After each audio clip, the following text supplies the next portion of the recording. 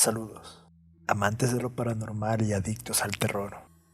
En el sombrío universo de fenómenos paranormales, pocos nombres resuenan con tanta intensidad como el de Ed y Lorraine Warren, y con el reciente avance de lo que se anuncia como la última entrega de la saga principal de El Conjuro, una oscuridad parece avecinarse. Para muchos, incluyéndome, la pregunta era inevitable. ¿Cuál es ese único caso que marcó un punto de quiebre para estos renombrados investigadores, llevándolos a detener su trabajo con lo paranormal? Si bien la respuesta a esa pregunta aún se cierne en la sombra, este tráiler ha despertado en mí una profunda curiosidad por los horrores a los que los Warren se enfrentaron. Y hoy, en este canal, vamos a adentrarnos en uno de los expedientes que helaron la sangre de quienes lo vivieron y que se grabó con fuego en la historia de lo paranormal. Prepárense para descender a la escalofriante historia de la familia Smurl, un caso que, por su persistencia, la intensidad de sus terrores y las horribles experiencias que soportaron sus protagonistas, se convirtió en uno de los más notorios y perturbadores en la ya de por sí siniestra trayectoria de Ed y Lorraine Warren. Acompáñenme en este primer viaje a través de sus escabrosos archivos. Okay, Lorraine. We're in the home of Janet and Jack Smurl in Pittston, Pennsylvania. Corría el año 1974, cuando Jack y Janet Smurl, junto a sus 4 hijas adolescentes, se mudaron al número 328 de Chase Street en Pittston, Pensilvania. La casa, una estructura de doble vivienda que compartían con los padres de Jack, parecía ofrecer un nuevo comienzo para la familia. Sin embargo, poco después de instalarse, comenzaron a manifestarse fenómenos que iban mucho más allá de los típicos ruidos de una vieja casa. Inicialmente, se trataba de sonidos inusuales, como fuertes golpes que resonaban en las paredes y el techo sin una fuente aparente.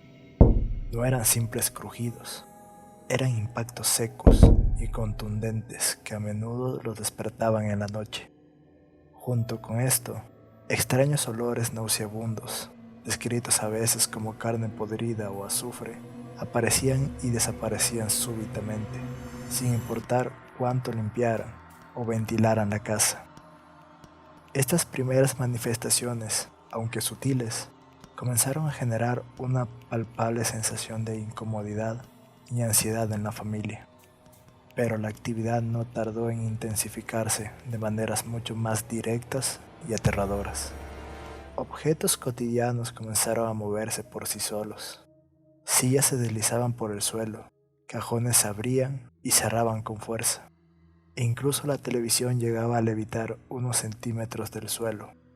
Las camas se sacudían violentamente, a veces con la familia encima, como si una fuerza invisible las zarandeara con furia. Y luego estaban las voces, susurros apenas audibles en la oscuridad que parecían provenir de todas partes y de ninguna a la vez. El miedo se apoderó de los Smurl, quienes inicialmente buscaron explicaciones racionales, pensando por ejemplo en corrientes de aire, fallas estructurales o incluso sugestión. Sin embargo, la naturaleza persistente, la intensidad creciente y la malevolencia palpable de estos eventos nos llevaron a una conclusión aterradora. Lo que estaban experimentando era algo mucho más siniestro, algo que desafiaba toda lógica y comprensión. Desesperados, los Smurl contactaron a la iglesia local, pero la ayuda inicial no fue suficiente para detener lo que estaba ocurriendo. Fue entonces a mediados de la década de los 80 cuando los Warren entraron en escena. Ed y Lorraine, con su vasta experiencia en casos de infestación y posesión, llegaron a la casa Smurl y rápidamente concluyeron que no se trataba de una simple casa embrujada. Afirmaron que la vivienda estaba infestada por múltiples entidades demoníacas, lideradas por un demonio particularmente poderoso. Pero lo que la familia Smurl relató a Ed y Lorraine trascendía con creces los simples ruidos o visiones. Hablaban de una interacción física, brutal y constante. No eran solo empujones ocasionales. Describieron ser zarandeados violentamente en sus camas, arrastrados por los pies, y sentir manos invisibles que los arañaban y golpeaban con fuerza. Jack Smurl, en particular, relató haber sido lanzado por la habitación en varias ocasiones, sintiendo una fuerza poderosa e invisible que lo atacaba directamente. Janet Smurl, por su parte, compartió detalles aún más perturbadores y personales, describiendo haber sido inmovilizada en la cama y sometida a horribles invasiones de su intimidad por una presencia demoníaca. Estas experiencias íntimas y aterradoras llevaron a la familia a vivir en un estado constante de terror y desesperación, sintiéndose abusados y despojados de la seguridad más básica, la de su propio hogar, atacados por algo que no podían ver, combatir ni comprender completamente. Imaginen por un momento la absoluta impotencia de una familia entera, prisionera en su propia casa, sufriendo ataques físicos y emocionales de una fuerza invisible y aparentemente implacable. Ante la gravedad de los testimonios, los Warren llevaron a cabo numerosas investigaciones que se extendieron a lo largo de varios años. No se limitaron a entrevistas, realizaron sesiones de investigación paranormal, documentando los fenómenos con grabadoras y cámaras, aunque muchas veces con resultados ambiguos, como suele ocurrir en estos casos. Llevaron a cabo varios rituales en la casa, incluyendo intentos de liberación espiritual y bendiciones para tratar de liberar el hogar de estas entidades. La intensidad del caso Smurl y la naturaleza de las acusaciones de Janet atrajeron una enorme atención mediática a nivel local, regional e incluso nacional. Reporteros e investigadores paranormales aficionados y escépticos se congregaron en Pittston, buscando respuestas y generando un intenso debate público. Algunos, basándose en los testimonios de la familia y la reputación de los Warren, creían firmemente en la veracidad de los hechos. Otros, sin embargo, se mostraron profundamente escépticos, sugiriendo explicaciones psicológicas como sugestión colectiva o incluso la posibilidad de un elaborado engaño en busca de atención o beneficios económicos. La falta de pruebas irrefutables alimentó aún más esta controversia, dividiendo a la opinión pública sobre la verdadera naturaleza de lo que ocurrió en el 328 de Chase Street. La controversia rodeó al caso Smurl casi desde el principio. Si bien los Warren ganaron notoriedad, su metodología fue objeto de críticas significativas. Algunos investigadores y escépticos, como Paul Kurtz, del Comité para la Investigación Científica de Afirmaciones sobre lo Paranormal, describieron sus métodos como poco objetivos y carentes de rigor científico, llegando a calificar el caso Smurl como un engaño. Se cuestionó la falta de pruebas físicas verificables que respaldaran las afirmaciones de la familia y de los Warren. Muchos teólogos y psicólogos ofrecieron explicaciones no demoníacas para los sucesos, como sugestión colectiva o posibles problemas psicológicos en la familia. Incluso sacerdotes que visitaron la casa declararon no haber experimentado nada inusual, aunque Janet Smurl insistió en que un sacerdote había realizado varios intentos fallidos de liberación espiritual. A pesar de las dudas, la familia Smurl se mantuvo firme en su relato durante los más de 15 años que duró la supuesta actividad. En 1986, publicaron el libro The Haunted, One Family's Nightmare, escrito por Robert Curran, con la colaboración de los Warren, donde detallaban sus horribles experiencias.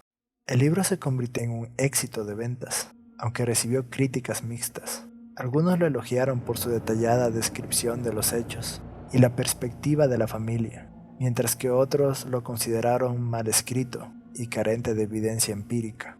En 1991, el libro fue adaptado a una película para televisión, llevando el caso Smurl a una audiencia aún mayor y consolidando su lugar en la cultura popular del terror, aunque sin resolver la controversia sobre su veracidad. El caso Smurl, por su duración y la naturaleza de los eventos reportados, sin duda dejó una marca en Ed y Lorraine Warren. A lo largo de los más de 15 años que estuvieron involucrados intermitentemente, presenciaron de cerca el deterioro emocional y psicológico de la familia. Lorraine Warren, conocida por su sensibilidad psíquica, describió la casa Smurl como un lugar de oscuridad palpable, sintiendo presencias negativas y una atmósfera opresiva que la afectaba profundamente.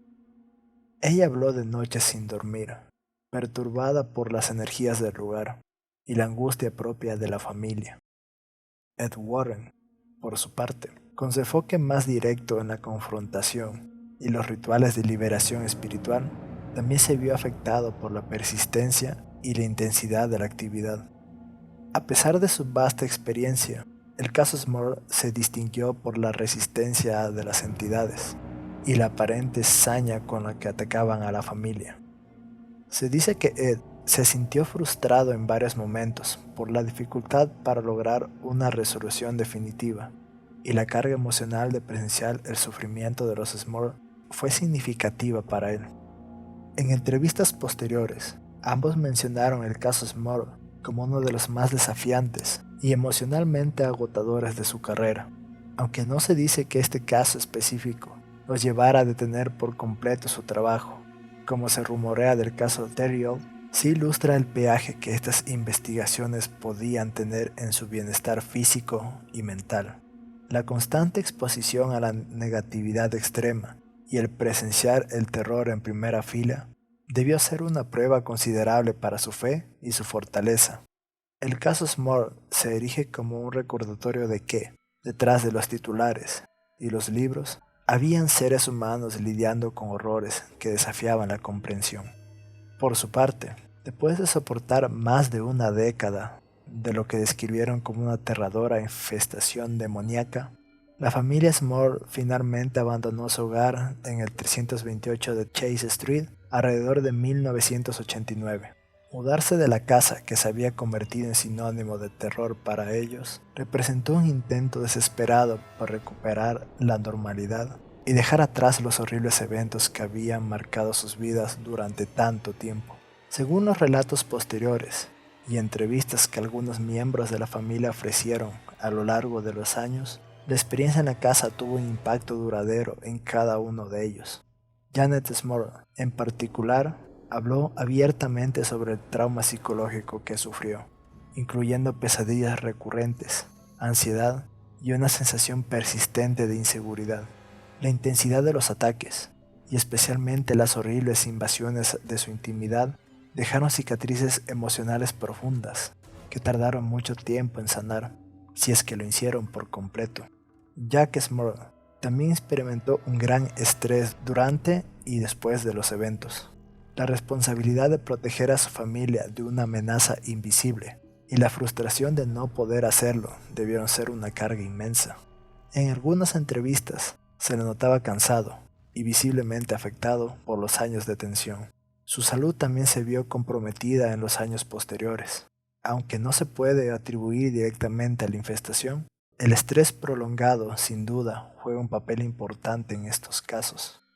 En cuanto a las hijas de la familia, sus experiencias durante la infancia y la adolescencia en la casa embrujada también tuvieron consecuencias a largo plazo. Aunque sus testimonios fueron menos detallados públicamente que los de sus padres, se sabe que vivieron con miedo constante y que la atmósfera de terror en su hogar afectó su desarrollo emocional y su sentido de seguridad. Intentar crecer en un entorno donde lo inexplicable y lo aterrador era una realidad debió de ser increíblemente difícil.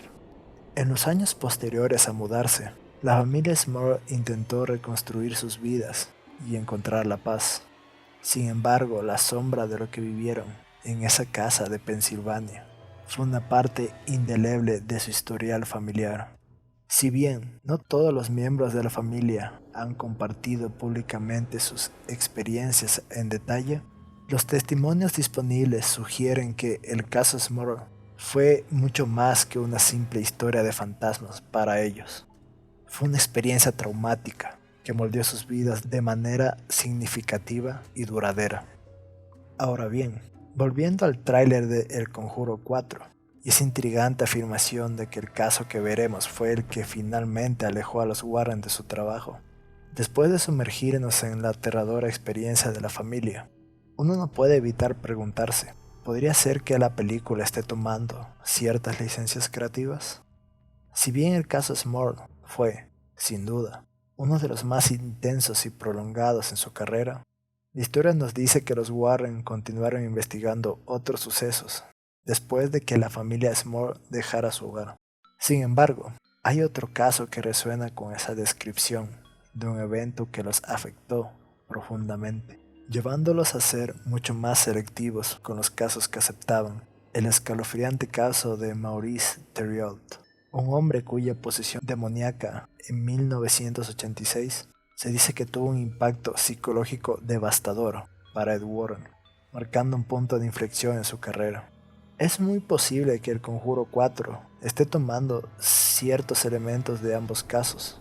La intensidad y el prolongado sufrimiento de los Smurl, junto con el profundo impacto emocional que el caso Theriault tuvo en los Warren, para construir su narrativa final. Sería una forma intrigante de explorar el desgaste emocional y espiritual que estas investigaciones pudieran haber causado en Ed y Lorraine. ¿Les gustaría que profundicemos en el escalofriante historia de Maurice Theriault? Si este video recibe su apoyo, si veo que les interesa conocer ese otro oscuro capítulo en los archivos de los Warren, prepárense, porque en el próximo video desenterraremos los detalles de ese único caso que, según la leyenda, realmente los hizo tambalear.